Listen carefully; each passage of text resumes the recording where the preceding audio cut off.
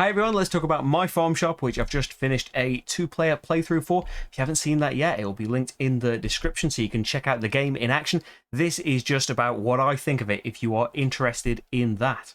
So, my farm shop is in the kind of, there isn't really a snappier title other than kind of a Machikoro style of game, even though it's got a lot of its own differences.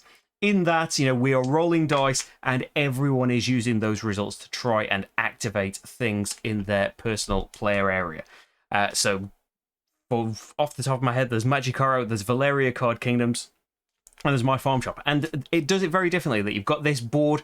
You are kind of continually forced to reinvent your engine throughout my farm shop, unless you are playing with the farmer expansion and you can choose to just take some transport cards and tokens instead that you might want to activate those abilities, but also you can use to avoid having to break apart your lovely engine. Although you've got a lot of freedom as to where you want to put these cards, the restriction is more which card that you can take. And you've got the freedom. If you take the time to earn the burlap sacks, you're going to have a lot more control over the dice that you can take. But you are going from very basic cards in the very first set of them, just getting one resource at a time, being able to exchange things for not great exchange rates of earning coins, to by the end of the game getting loads of resources at once, being able to sell certain configurations of them for loads, being able to sell your burlap sacks for loads, and all of that changes based on the cards that have come out. So we've played a 2-player game there. There's this many cards that weren't in the game. So there's variability in what is going to come out, and it will make certain things more or less effective.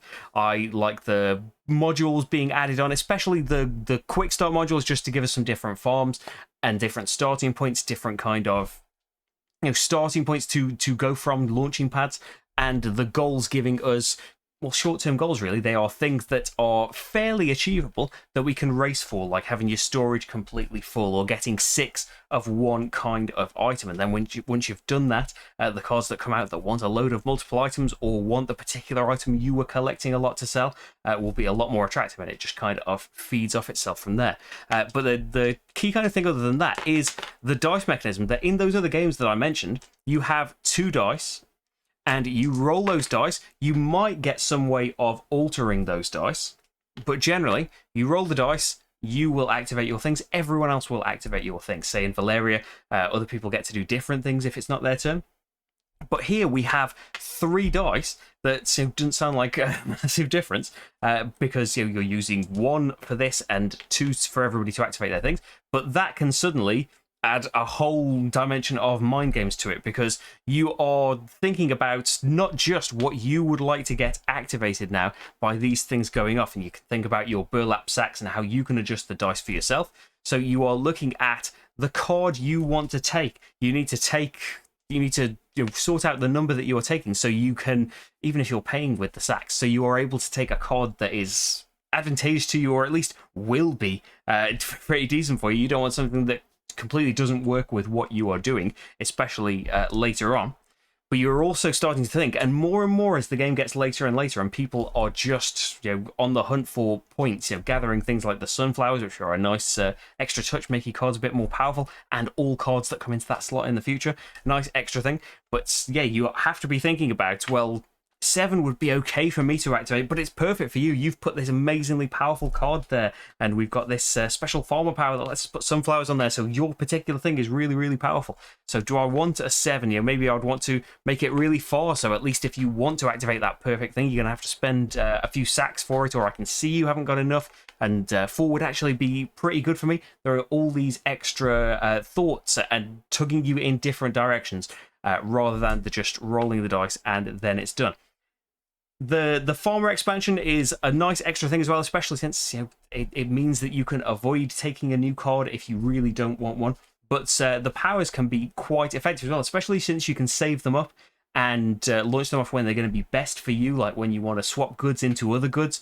Perfect if you just didn't end up with milk, and the card that's come out that really wants you to sell that, or one of everything. You're just missing one tiny tile, so you can swap them around, or you haven't got enough sacks and you didn't want that thing to activate at all, or what about activating the thing above it? They can be really nice things in their particular situations, so that's a nice little extra to have.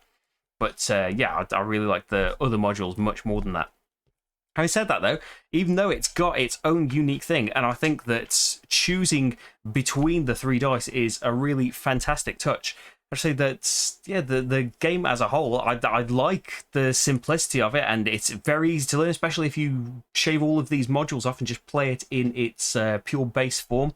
But even with the kind of variability of the different cards and the starting setups and the farmer tiles and stuff, it's kind of, we just thought, yeah, we enjoyed that. Do we really want to play it again? Not really that hungry to, unfortunately. Whereas, Machikoro we enjoyed to begin with and weren't fans of it for very long. But Valeria Card Kingdoms, I know that I've covered that in different ways. That's kind of kept burning, even though you don't have that kind of control over the dice that you're playing. I really like, and this isn't a criticism of my farm shop, it's a different style of game. I like that the other games have this kind of collecting of the same number if you really want to. You can go for, gambling that if that number comes up, you're going to get a really big payday, or do you hedge your bets and try and get a bit of everything to activate? I like in that you get different things whether you are the active player or other people are the active player, and it's still kind of in development.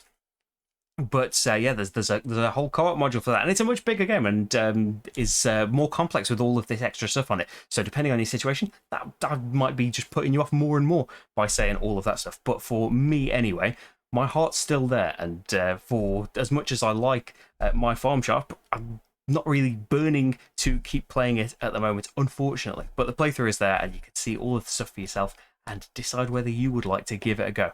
Thanks for watching though, and I'll see you for the next game. Bye everyone.